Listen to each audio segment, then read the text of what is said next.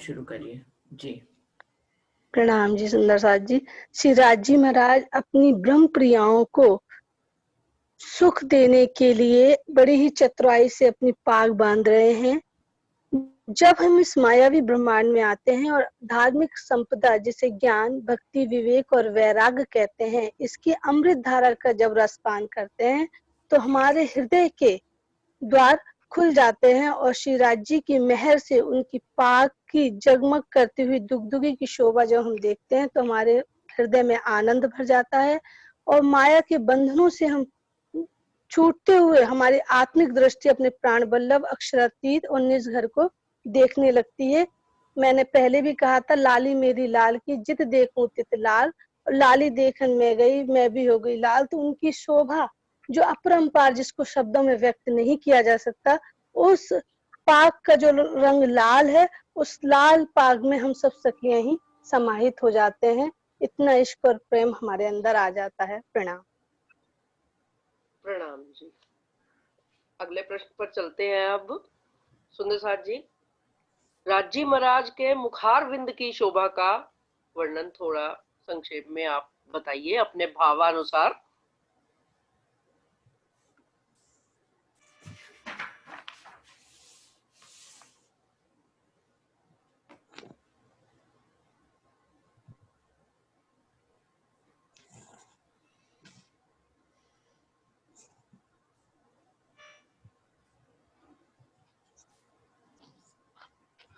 अरविंद जी आप बता रहे हैं क्या?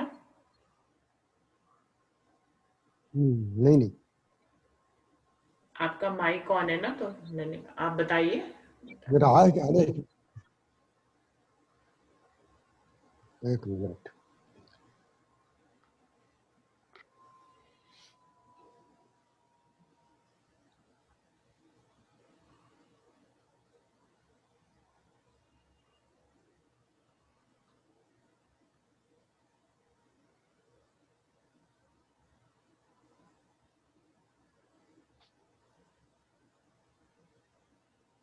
कौन बताने आ रहा है?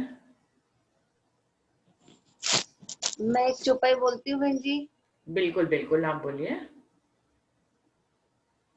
रूह के नैनों से देखिए, अति मीठे लगे प्यारे, कई रंग रस छवि इनमें, निमक न होए न्यारे। यदि आत्मा के नेत्रों से श्री राज जी के नेत्रों को देखे तो ये बहुत ही प्यारे लगते हैं और माधुर्यता के सागर के समान दिखाई देते हैं। इनमें 8 सागरों की छवि दिखाई पड़ती है, जिनमें उनका स्वरूप और आनंद झलकता रहता है। इनको देखने पर एक क्षण की भी अलग होने की इच्छा नहीं होती है।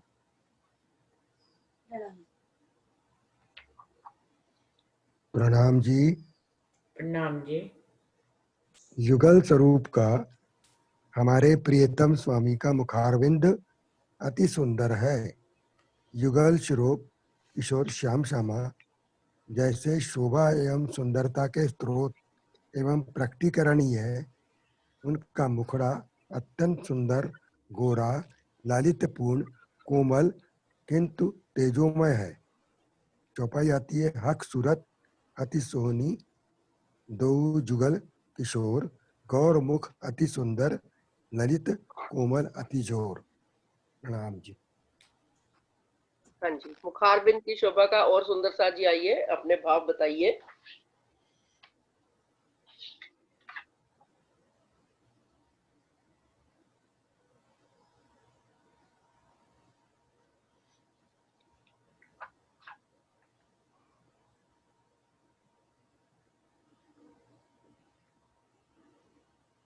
रुचि जी आप थोड़ा सा वर्णन कर दीजिए राज्य के मुखारबिंद की शोभा का।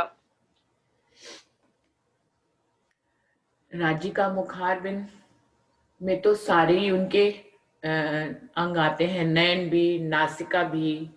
मुखारबिंद में उनकी भौवें आ रही हैं, दोनों होठ आ रहे हैं, दंत की शोभा भी मुखारबिंद में आती है और उनकी थोड़ी भी मुखारबिंद में आती है, श्रवण भी मुखारबिंद में आते हैं।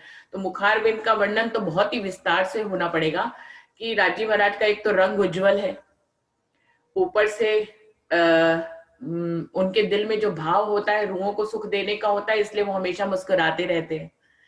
जब मुस्कुराते हैं तो उनके जो दांतों की शोभा है, उनके दंत की, वो दिखाई देती है जो उज्जवल है और उसमें लालिमा लिए हुई है। होठों से जब मुख मीठी वाणी बोलते हैं तो अपने रूहों को रिझाते हैं। श्रवणों से अपने रूहों की जब प्रेम भरी बातें सुनते हैं तो अपने होठों से फिर वैसा ही मीठा जवाब देते हैं। होठों और थोड़ी के बीच का जो लाख है वो मुस्कुराते समय और फैल जाता है और सुंदर दिखाई देता है, और इस प्रकार से उनकी जो ठोड़ी की छवि है वो और सुंदर दिखाई देती है सुंदर साथ जी। और नासिका की तो कहना ही क्या, वो तो पूरे ही खुशबुओं को लेते हैं। वो तो नासिका से तो राजी महाराज उनके कहने से पहले ही उनकी बातों को ले लेते हैं, सूंघ लेते हैं, कानों से सुनते हैं। और नैनों की तो कहना ही क्या, नैनों में तो रूहों का चैन ही बसा हुआ है। नैन से जब वो रूहों को देखते हैं बिना बोले ही, तो बस रूहें उसी में ही खो जाती हैं। नैन से नैन की सैन हो जाती है, मतलब दोनों पुतलियां जो है रूहें अपनी छवि को राज्य की पुतलियों में देखते हैं और राज्य अपनी छवि को जो है वो रूहों की पुतलियों में देखते हैं। इस प्रकार से दो पुतलियां, चार पुतलियां मिल जाती हैं और इस प्रकार से प्रेम का आदान प्रदान नैनों से राज्य महाराज करते हैं। नैनों के ऊपर उनकी भौहें जो कमान की तरह है और उनके बीच में नासिका से लेते हुए उनका सुंदर तिलक शोभायमान है, जिसमें बीच में लाल बिंदी है और एक छोटी छोटी बिंदियों की कांगरी चारों तरफ बनी हुई है। घुंघराले काले बाल हैं जो राजी महाराज के कंधों तक आए रहते हैं, जिससे उनकी छवि और भी दुगनी और चौगनी सुंदर हो जाती है। परम धाम में ऐसा कुछ है नहीं कि कुछ पहले से कम हो या ज्यादा हो, लेकिन भावों को दर्शाने के लिए इंद्रावती जी बार बार जो है बढ़ती हुई शोभा का वर्णन करते हैं कि किस प्रकार राजी महाराज श्यामा महारानी और अपनी रूहों को अपने नैनों से निहारते हैं और उनको अपनी प्रेम का रस नैनों से ही, नैनों के प्यालों से ही पिलाते हैं। और ये सारी छवि ऊपर से राजी महाराज के घुंघराले बालों और सिर पर सुंदर पाग शोभायमान है, जिसका पहले ही वर्णन हो चुका है, तो वो भी उनकी शोभा को दुगना और चौगना बढ़ाता है। और बड़े ही जब राजी महाराज के दिल में प्रेम का भाव रहता ही हर समय, उससे उनके सारे अंग ही मुस्कुराते हुए दिखाई देते हैं। खाली होठों से ही उनकी मुस्कुराहट को ना सुंदर साथ नहीं देखते, बल्कि उनकी थोड़ी, उनके गाल जो जिन पे उनके कानों के में पहने हुए झालों की झाई पड़ती है और लालिमा युक्त उनके गाल हैं, तो पूरे उनके गाल और उनकी नासिका, उनके नैन, उनका मत्था, सभी कुछ मुस्कुराता हुआ दिखाई देता है। और ये राजी महाराज का सबसे सुंदर प्रिय छवि है जो रूहों को और श्यामा महारानी को बहुत ही भाती है। ऐसा सुंदर राजी महाराज का मुखारबिंद है। प्रणाम जी सुंदर साहब। हेलो, बहुत प्रणाम जी। मैं एक कविता बता रहा हूँ आपको इसके बारे में, इसको सुनिए आप लोग, इसी गौर मुखड़े के बारे में है ना। तो मैंने लिखा था बीच में इसको, श्री राज कहो श्री श्याम कहो, हर श्वास कहो हर श्वास कहो। श्री राज कहो श्री श्याम कहो, हर श्वास कहो हर श्वास कहो। गौर प्रभु का मुखड़ा सुंदर, नयन कटीले तिलक मनोहर। राज मेरा मेरा ही कहो, श्री राज कहो श्री श्याम कहो। निपट नासिका शोभे ऐसी, निपट नासिका शोभे ऐसी, भौ भ्रुकुटी है नशीली ऐसी, भौ भ्रुकुटी है नशीली ऐसी। साजन मेरा मेरा ही कहो, श्री राज कहो श्री श्याम कहो। आधुर अधर हरवटी दंत जुबा, अधर हरवटी दंत जुबा। लाल मधुर है गाल पिया, प्रियतम मेरा मेरा ही कहो, श्री राज कहो श्री श्याम कहो। प्रियतम मेरा मेरा ही कहो। फिर मुख रसना है रसीली मीठी, मुख रसना है रसीली मीठी। जग सामने लागे है सीठी, माने बेकार लगता है। दिलवर मेरा मेरा ही कहो, दिलवर मेरा मेरा ही कहो। श्री राज कहो श्री श्याम कहो, हर श्वास कहो हर श्वास कहो। चरणों को छोड़कर क्या मांगू, चरणों को छोड़कर क्या मांगू, सब अंग निछावर कर आगू, सब अंग निछावर कर आगू, है धाम धनी, है धाम धनी, मेरा ही कहो, मेरा ही कहो, श्री राज कहो, श्री श्याम कहो, श्री राज कहो, श्री श्याम कहो, हर श्वास कहो, हर श्वास कहो। प्रणाम जी। प्रणाम जी, बहुत अच्छे, प्रणाम जी। मुखार बिंद के बारे में इंद्रावती जी क्या कहती हैं कि जब योग माया के एक कण का नूर इतना अधिक है कि उसका ही प्रकाश जो है नहीं समाता, सारे संसार में कोई भी उस प्रकाश का सामना नहीं कर सकता, तो मेरे धाम धनी का मुखड़ा कितना सुंदर है। सुंदरता इन मुख की शब्द न पहुंचे कोई, नूर को नूर जो नूर है, किन मुख कहूं रंग सोए। तो इंद्रावती जी कहती है कि जो राज्य का मुखारविंद है वो इतना नूरी है, इतना नूरी है कि उन्हें शब्दों में वर्णन करना मेरे लिए बहुत ही कठिन प्रतीत हो रहा है। किंतु अब देखिए श्री राज्य की मेहर इस संसार में आकर, जब परम, वैसे तो यहाँ का एक शब्द भी योग माया तक भी निराकार के पार तक नहीं जा सकता, किंतु राज्य के इलम ने, राज्य के इस इलम ने हम सब ब्रह्म सृष्टियों को इतनी सामर्थ्य दे दी है कि हम यहाँ के शब्दों में ही उस मुखारविंद का वर्णन करके आनंद ले रहे हैं। प्रणाम जी। अब आगे चलते हैं, अगला प्रश्न। राज्य महाराज के वस्त्रों की शोभा जो पहले श्रृंगार में कही है वो संक्षेप में बताएं। सुंदरसा जी आइए और अपने अपने भाव व्यक्त कीजिए राज्य महाराज के वस्त्रों की शोभा का।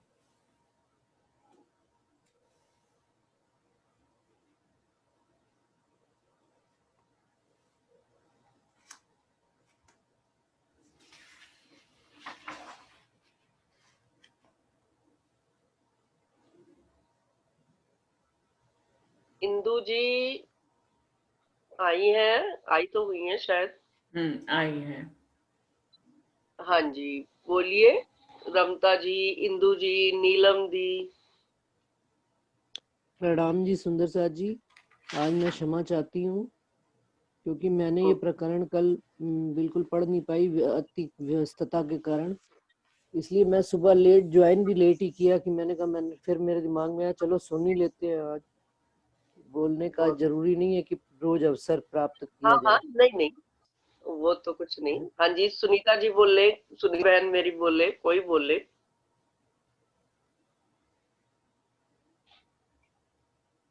अरुणा जी हैं, सब काफी सुंदर साथ आए हुए हैं।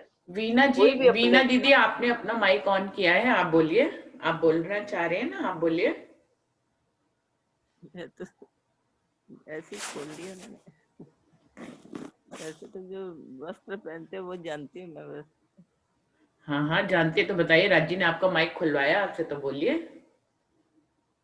केसरिया रंग का हिजाज, श्वेत रंग का जामा, नीलो न पीलो बीच का पटका, आसमानी रंग की पिछोरी, सिंदूरिया रंग की पाग, ये राजे के वस्त्र है। आपने बिल्कुल सही बताया है, बस पर इस पहले श्रृंगार में राजी महाराज ने सिर्फ लाल रंग की पाग पहनी हुई है। हाँ। उन्होंने पहले श्रृंगार में पूछा है ना कि कैसे वस्त्र धारण किए, वो आप केसरिया रंग की पाग जो है आगे के श्रृंगार में आएगी, लेकिन इस पहले श्रृंगार में बाकी सब आपने सही बताया, सिर्फ पाग जो है वो लाल रंग की है, लेकिन मन की चाहना के अनुसार वो केसरिया भी हो जाती है, इसलिए कोई फर्क नहीं है। वहाँ जिस रूप में अपन देखेंगे उसी रूप में देखते हैं। बिल्कुल बिल्कुल। हर पल तो उनके वस्त्र बदलते रहते हैं, इसलिए किसका वर्णन करें। सही है। जो जैसा दिखना चाहती है उसे वैसा दिख जाता है। एक पल में श्रृंगार बदलते रहते हैं राज्य के, सही है। फिर भी हम ये प्रकरण पढ़ रहे हैं तो थोड़ा उसी के हिसाब से ही हम बताएं, बाकी सब बहुत अच्छा बता रहे हैं। आइए और सुंदर साथ जी बताइए श्रृंगार राज्य के वस्त्रों का। सबके मुख से अलग अलग श्रृंगार सुनने पे ये पता लग रहा है कि राजी अलग अलग श्रृंगार कैसे करते हैं। देखो रूहें खुद बता रही हैं। बिल्कुल बिल्कुल।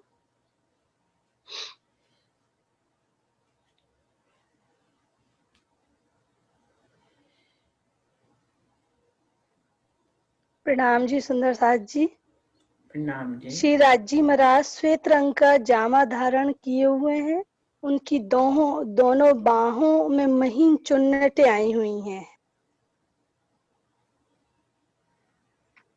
और पिजामी आ गई। हाँ। और श्री राजी के पैरों में केसरिया रंग की चूड़ीदार पैजामा है, जिसका प्रतिबिंब श्वेत रंग के जामे पर दिखाई पड़ता है। केसरिया रंग की इजार के ऊपरी हिस्से पर जामे का निचला हिस्सा, जिसे हम दामन कहते हैं, जो नगों से जड़ा हुआ है और बहुत ही अधिक जगमगा रहा है। श्री राजी महाराज की कमर पे नीले पीले रंग का मिश्रित रंग के हरे रंग का पटका बंधा हुआ है और उनकी पाग लाल रंग की है। प्रणाम जी। प्रणाम जी, बहुत अच्छा।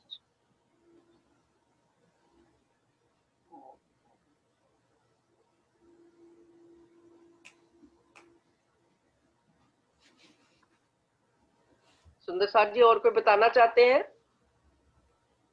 प्रणाम जी सुंदर साथ जी। 3 बार श्रृंगार का वर्णन आया है इसमें वाणी में, चौथे सागर में। तो ये जो पहला श्रृंगार है, ये कहाँ का वर्णन उन्होंने, कहाँ पर ये श्रृंगार उन्होंने किया? क्योंकि मूल मिलावे में तो सिंदूरिया पाग आती है। तो थोड़ा सा ये मेरी शंका का समाधान किया जाए। हाँ जी, कोई सुंदर साथ बताना चाहे बताइए इंदु के प्रश्न का जवाब।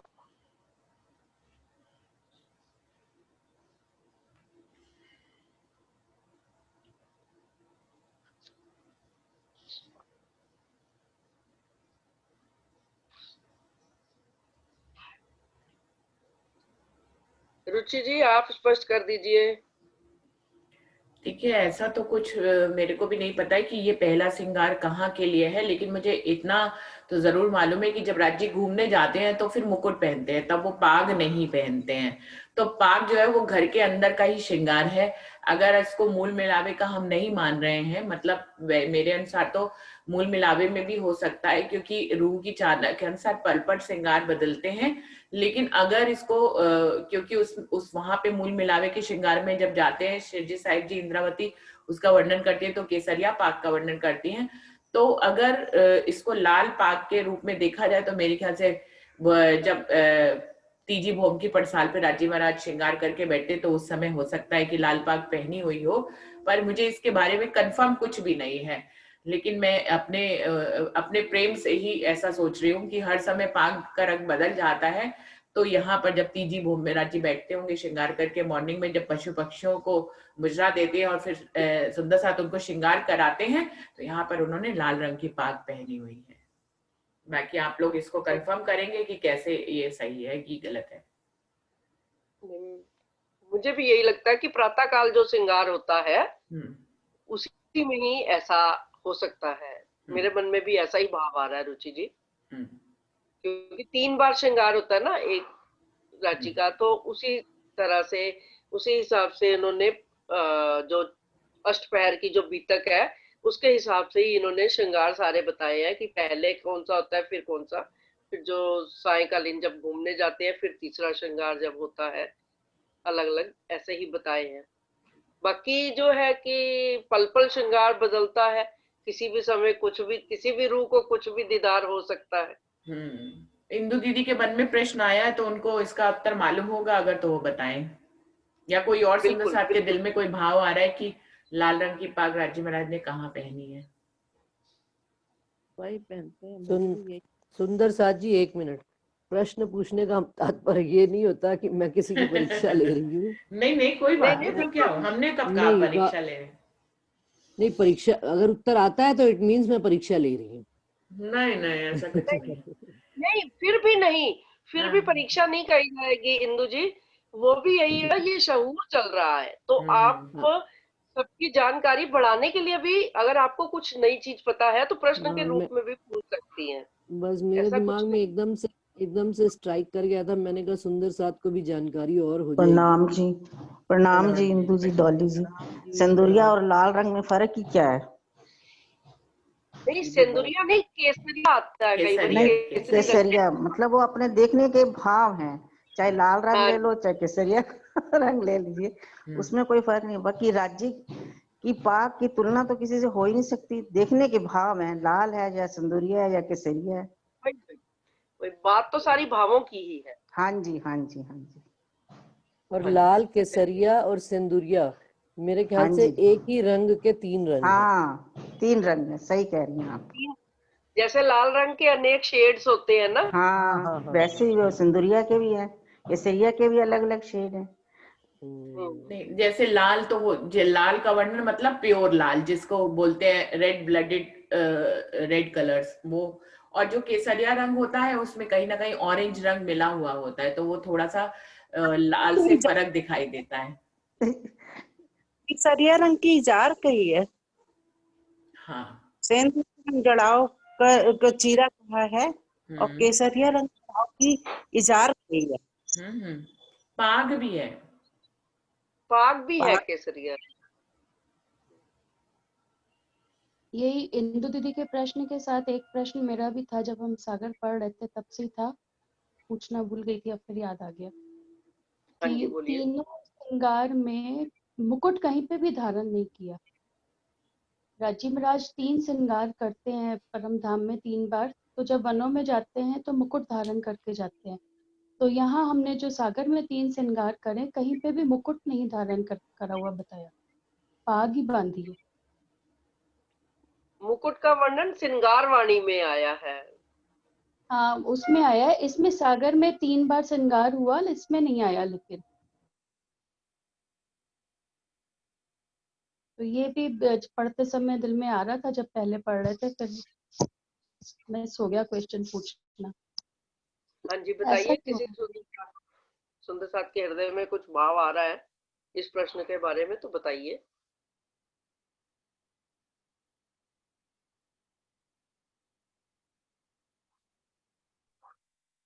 सुंदर साथ जी, जितने मेरे प्यारी बहनें बैठी हुई हैं, कोई भी हिचक ना करे कि उनकी आवाज अच्छी नहीं या कुछ नहीं, इसमें सिर्फ भावों का आदान प्रदान हो रहा है। कोई भी आके बोल सकता है, अपने भाव बता सकते हैं। संगीता जी हैं, सब बहुत सुंदर साथ है। राधा जी हैं, राधा ने ज्वाइन किया हुआ नहीं किया हुआ? हाँ जी, किया हुआ है। मेरी प्यारी राधा सुनीता बहन है, उषा जी हैं। मेरा प्रणाम जी, मेरा तो आज नेट ही नहीं चल रहा, कभी कनेक्ट ही नहीं हो पा रहा प्रॉपर। अभी तो कनेक्ट है, अब अच्छा। बोल दो। हाँ, अभी कनेक्ट है, बार बार ऐसे ही हो रहा है। जब कनेक्ट है तभी बोल दो। क्या चल रही थी बात, मैंने सुनी भी नहीं ना, कनेक्ट ही नहीं हो पा रहा प्रॉपर।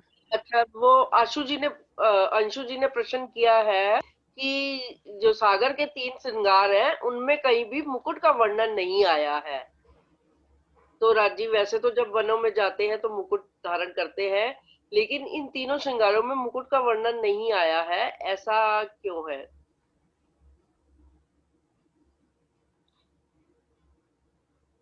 बाहर कहीं घूमने पक्षों में जाते हैं तब मुकुट पहनते हैं, अदरवाइज जब अंदर नो भौम दसवीं आकाशी मूल मिलावे में या उसमें तो ऐसा ही वर्णन है कि पाक का ही है। हाँ, दूसरी बात मेरे मन में भी ये विचार आ रहा है कि ये जो तीनों श्रृंगार वर्णन किए हैं, जैसा कि सुनीता बहन ने भी बताया कि 8 सागरों के श्रृंगार है ना, तो 8 सागरों में जो श्रृंगार वर्णन हो रहा है वो मूल मिलावे के ही तीनों श्रृंगार हैं। हाँ, तो उससे पहले इसमें लिखा हुआ है, शुरुआत में लिखा हुआ है ना। हाँ जी, हाँ जी। तो श्रृंगार, आठों हाँ, तो श्रृंगार भी मूल मिलावे के ही हैं, इसीलिए शायद सागर वाणी में मुकुट का वर्णन नहीं आया है। जब पूर्ण श्रृंगार का वर्णन किया है आगे चल के श्रृंगार वाणी में, तो उसमें मुकुट का वर्णन आया है, वो भी बहुत संक्षेप में आया है वर्णन मुकुट का, शायद कुछ ही चौपाइयां हैं, 8-10। तो ऐसा मेरी जानकारी में है। बाकी अगर सुंदर साहब और कुछ इसके बारे में भाव है तो बताइए। यही है, ये घर के अंदर के हैं, घर के अंदर हाँ। के श्रृंगार हैं, इसलिए इजी अवस्था में तीनों में राज्य महाराज ने पाग पहनी है। जब घूमने जाएंगे श्रृंगार में, श्रृंगार वाणी में जब वो घूमने का वर्णन आएगा और परिक्रमा में जब घूमने का वर्णन आएगा तब वो मुकुट पहनेंगे। अभी वो घर के अंदर के तीनों श्रृंगार आप हैं। वैसे भी देख लीजिए, दुनिया में भी राजा जो शहंशाह महाराजा होते हैं, कहीं बाहर जाते हैं तो वो मुकुट पहनते हैं, अदरवाइज घर में थोड़े ना वो मुकुट पहनते हैं। घर में तो वो जैसे रहते हैं वैसे ही रहते हैं। उसी तरह से इसमें भी ऐसे राज्य का जब घूमने पक्षों में कहीं जाते हैं तब मुकुट पहनते हैं। और मुकुट का भी बहुत अच्छा वर्णन है श्रृंगारवाणी में जी। जो मुकुट के ऊपर 10 नग लगे हैं उनका बहुत अच्छा वर्णन है कि कैसे रूहें उसमें अपना अक्ष देखती हैं वो मुकुट के अंदर। बहुत अच्छा वर्णन है। चलिए फिर अब अगले प्रश्न पे चलते हैं। राज्य के वस्त्रों का श्रृंगार भी हो गया, अब आभूषणों का श्रृंगार बताइए सुंदर साथ जी। राज्य ने पहले श्रृंगार में आभूषणों का क्या क्या श्रृंगार किया हुआ है? सुंदर साथ जी आइए और अपने बताइए भाव।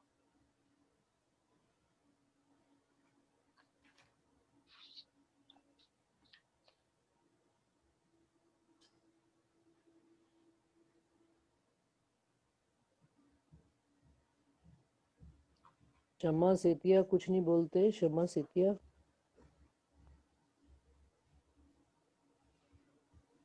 नाम जी, मैं पहले ही बोल चुकी हूँ। अच्छा मैंने पहली क्लास अटेंड नहीं करी थी ना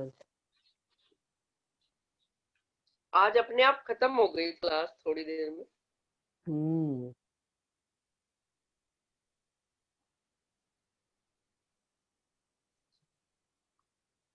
सुंदर साथ जी बोलिए, राज्य के आभूषणों का श्रृंगार।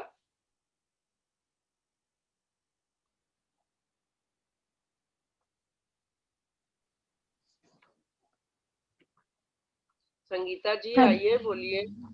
राजीमान ने 5 हार पहने, एक हार मोतियों का, एक नीलवी का, एक लाल मानिक का, एक लसनिया का, 5 हार पहने। श्रृंगार में सारे आभूषण आते हैं, और भी बताइए। नख से लेकर शिख तक का वर्णन करे ना। हाँ जी, सारे, क्योंकि आभूषण कहे गए हैं तो आभूषण पूरे स्वरूप में जितने भी आ रहे हैं तो आप बताइए। प्रणाम बहन जी। प्रणाम जी। प्रणाम जी। प्रणाम जी।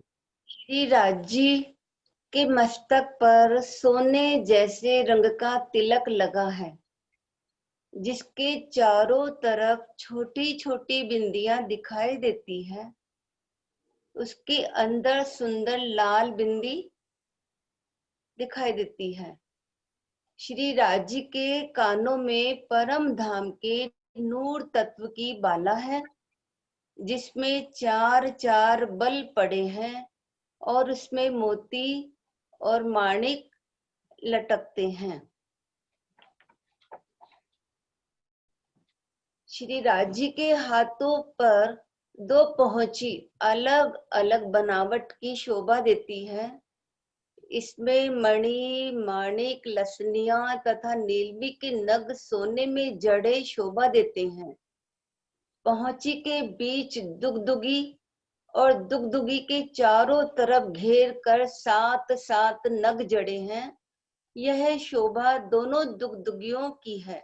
यह 7 नग अलग अलग जिनस के हैं। श्री राज्य के हस्त कमल की अंगुरियों में सोने की धातु में जड़ी 8 अंगूठियां शोभा देती है, जिनमें 5 पन्ना, हीरा, पुखराज, नीलवी, मोती और लसनिया व 8वीं अंगूठी जिसमें माणिक का नग जड़ा है, जो अंगूठे में पहनी है।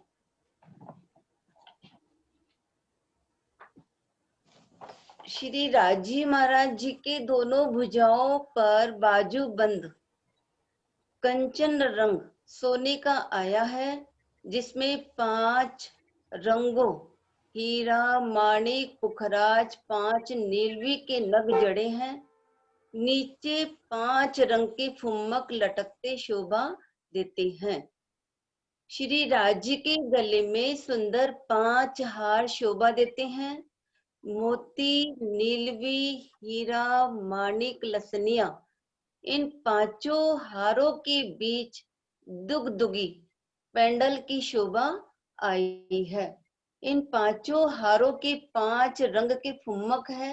ये 5 फुम्मक अलग अलग जरी से जड़े हारों के धागों में शोभा देते हैं। श्री राजी के चरणों में झांझरी, घुंघरी, कड़ी शोभा देते हैं। यह आभूषण सब सोने के हैं। तीनों में अनेक प्रकार के रंगों के नग झलकते हैं। झांझरी में 10 प्रकार के नगों की नक्शकारी आई है। घुंघरी में 5 नग आए हैं। घेर करके बूटियां आई है। कड़ी में पटलियां लाल माणिक रंग की आई है। सो हर एक पटली पर पुतली का सिर तथा कई रंग की बेल आई है।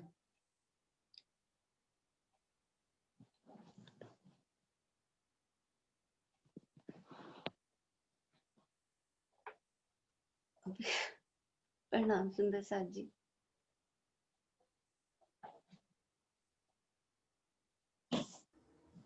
बहुत माइनताई से वर्णन किया विजय दीदी ने। अच्छा डॉली दीदी, अब सिर्फ ना 5 मिनट रह गए हैं, 5-7 मिनट हैं। और अब श्रृंगार गया है, बस आगे समझ लीजिए, प्रश्न रह गया है। हाँ जी। तो आशिक न लेवे दानाई पर ए दानाई हक, इष्ट आपे पीवही और पिलावे बेशक। इस चौपाई का थोड़ा सा खुलासा कर दीजिए सुंदर साथ जी। कोई भी सुंदर साथ अपना भाव बता दे, क्योंकि आज श्रृंगार का वर्णन पूर्ण हो गया है। राजी के मुखारबिंद की शोभा भी हो गई, राजी के आभूषणों का श्रृंगार, वस्त्रों का श्रृंगार, तो बस अब अंतिम ही है ये प्रश्न। तो आप बताइए सुंदर साथ जी, ये शोभा ये इसी सागर की कौन सी चौपाई है? 135, अंतिम से 1-2 पहले है। 41 चौपाई का प्रकरण है, 135 नंबर की चौपाई है। आशिक न लेवे दानाई पर ए दानाई हक, इश्क आपे पीवई और पिलावे बेशक। जो सुंदर साथ स्वरूप। प्रणाम जी। हाँ अंशु जी। आशिक न लेवे दानाई, आशिक श्री इंद्रावती जी अपने लिए कह रही हैं, या हम सब रूहें जो राजी का वर्णन कर रही हैं, वो कह रहे हैं वो स्वयं ये वर्णन कोई भी नहीं कर सकता। कोई अपनी चतुराई से चाहे, अपनी बुद्धि से चाहे कि हम राजी के श्रृंगार का वर्णन करें, तो ये कोई भी वर्णन कर नहीं सकता। पर ए दानाई हक, ये श्रृंगार का वर्णन भी स्वयं राजी महाराज जी हमारे दिलों में बैठ के, श्री इंद्रावती जी कह रही हैं कि मेरे दिल में बैठ के स्वयं राजी महाराज ही इसका वर्णन करवा रहे हैं।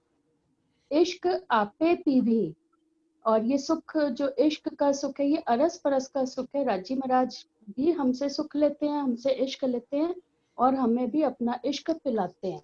तो इश्क आपे पीवी, राजी महाराज भी हमसे इश्क ले रहे हैं और हमको इश्क और पिलावे बेशक, और हमको भी अपना इश्क वो पिला रहे हैं। बहुत अच्छे प्रणाम सुंदर जी।